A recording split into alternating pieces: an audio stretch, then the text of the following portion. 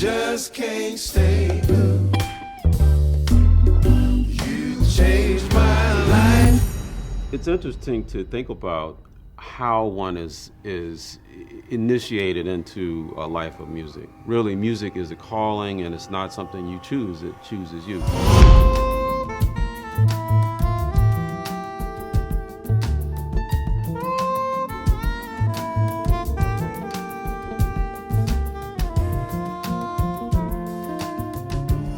I do believe that the calling of a musician comes with a healthy amount of narcissism, because you really do have to believe in you sort of disproportionately. When you say, well, I'm just going to get up there and play, you don't even realize at the time. Again, for me, officially I was 12 when I started saxophone, but I was already trying to play whatever I could. But I'm just going to walk up and stand in front of these people here at church, in this case, and play, and I didn't have it like 2 or 3 lessons on the horn. And so you look back at that, and there's a certain naivete that mingle with your narcissism that, God put those things in us so that the calling on our lives could come to fruition. Because what happens is that then you start to figure it out. You're like, oh, dang, okay, these people can really play. And in fact, it takes some falling on your butt. It's like learning how to ice skate, right? I went out for All West Tennessee band, in Memphis, and thinking, as a 13-year-old, I'll just walk in here and just play. I hadn't really practiced the music. And sure enough, I didn't make a single chair, like first chair, second chair, third chair, no chair. And it occurred to me at that point, it's like, oh, wow, you actually do have to practice this stuff. Well, that was a big revelation. And so now I'm 56, and I'm still working diligently on the instrument.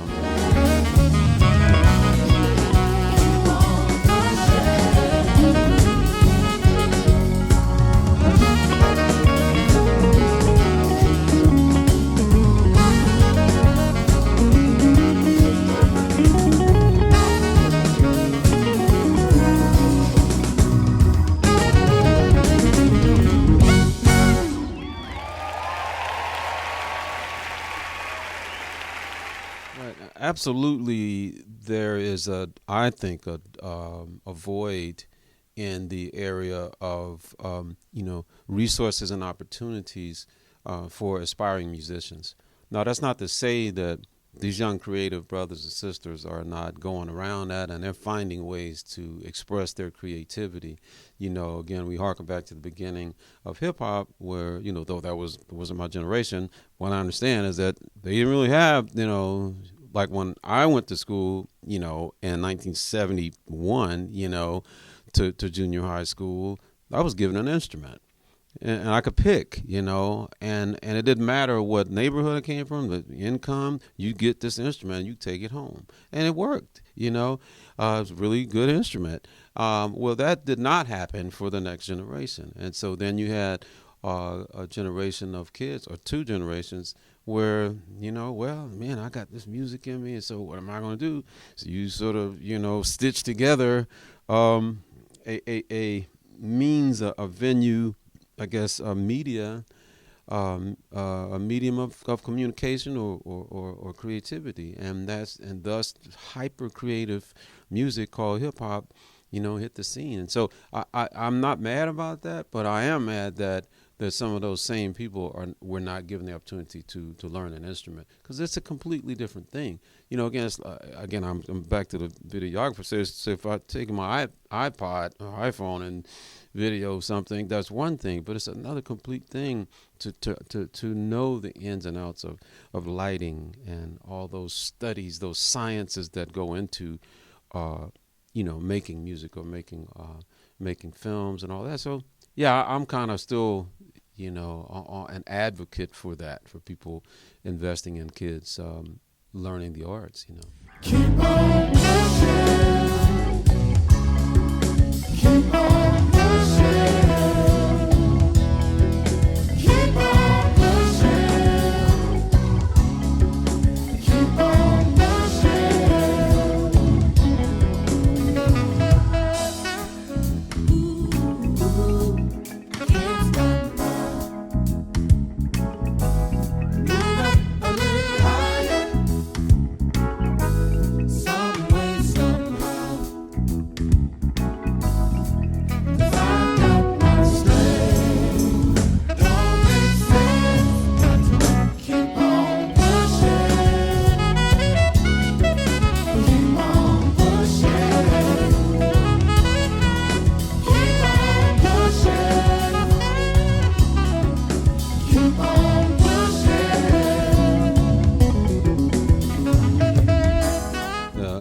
It's the fertile, creatively fertile, culturally fertile soil of the Mississippi Delta and the Mid-South and the South in general. First, you have to begin with the premise that much of pop culture is rooted in black culture.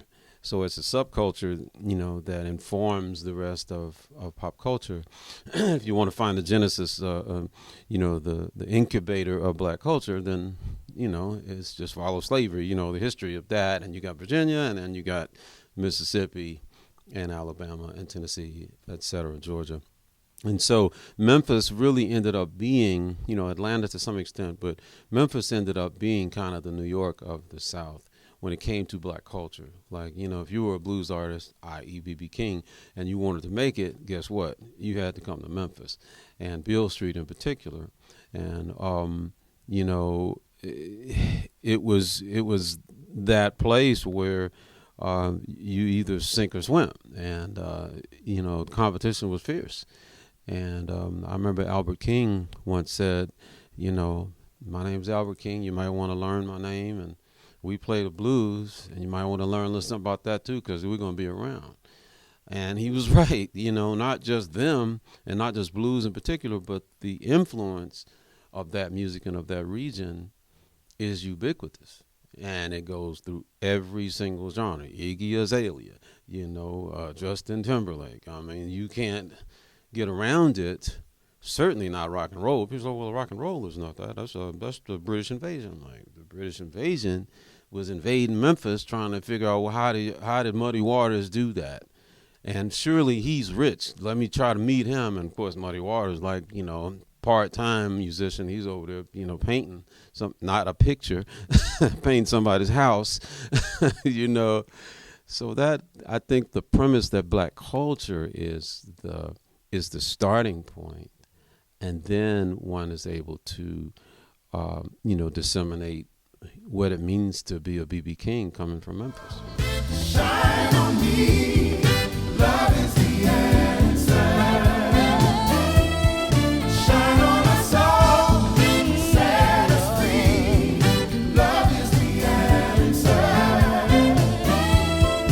Light up the world, shine. Yes, when I accepted the calling of being a musician, it was absolutely in the context of a family that had been known for music. My grandfather, both my grandmothers, my uncle Wendell, I'm named after him, Kirk Whalum. My uncle was dean of music at Morehouse. So when you heard the Morehouse Glee Club, that was my uncle's arrangements. And I remember being in Japan, by the way, I was in Tokyo about 20 years ago, and I went to this church, and they were playing this lovely arrangement. I look in the hymn book; it's arranged by Wendell Whalum. So it's that part of it is very humbling, and it gives me a great deal of pride. And yet, I was determined when I went off to college at Texas Southern in Houston that I was going to carve my own path. So I was trying not to be a Whalum as much as what can you do, and so I worked really hard at it. But now I look around, and not just my Uncle Peanuts, who's now 87, was featured on the Gospel According to Jazz, a couple of chapters, and as well, I was able to produce a record on him, and he sang on my Romance language, and he's my inspiration. I mean, he's forgotten more about jazz music, than I have yet to learn. Plays amazingly on saxophone, piano, vocals, trumpet. But now I look around, and so my son, my wife and I have a son, have 4 kids, and our oldest boy is out touring, playing country and western. My son plays with Billy Currington, so my son is on a retainer. So if he's not on the road, he's still making money, and he's done in Nashville writing country songs, and he talked to me yesterday, cats in the cradle. He's like, yeah, Dad, I'm in Baltimore. We're all laying out on the floor in the airport because we can't get to New York, because of the weather. And so it's like the story reproduces itself.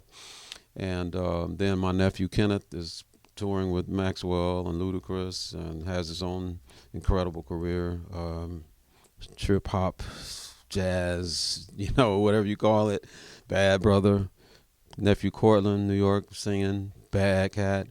He's on my record, and then my nephew Cameron was busy. He could not make the gospel according to jazz because he was touring with Bruno Mars. So he's the Uptown Funk, now for 4 years, 5 years, I think. So yeah, that Whalum part is pretty cool, and it is, to me, is something that one is able to look at the African spirituality. As a Christian, I am now really grateful to have learned more about African spirituality, that it is about the ancestors, that our spirituality is much like our knowledge of self and our history is passed on, is passed down, not so much written in books. In fact, very seldom written in books. It's passed down through the griot and the elders. Finally, I'll say that starting the Gospel According to Jazz series was about making lemonade, because I was handed some lemons from a company named Columbia Records. They said, basically it was kind of unceremonious, like I was just dropped, and they said, "Oh, that meeting, oh, that's canceled, and you're dropped." But my wife caught me that day when I got the news, and she said, "Okay," it's almost like, what can you do today that you couldn't do yesterday when you were a Columbia recording artist? So just my train went, and my pity party was canceled. And I said, I know exactly what I would do, because I know they wouldn't have been into this idea at all.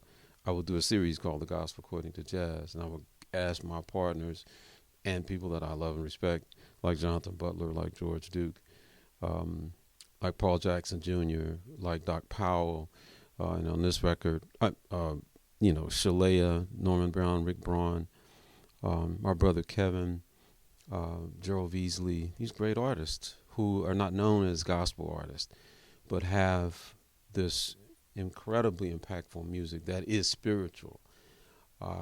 Some Christians, quote unquote, some not, but all very much legitimate expression of God's grandeur in improvisation and this music we call jazz. So that's how the series got started.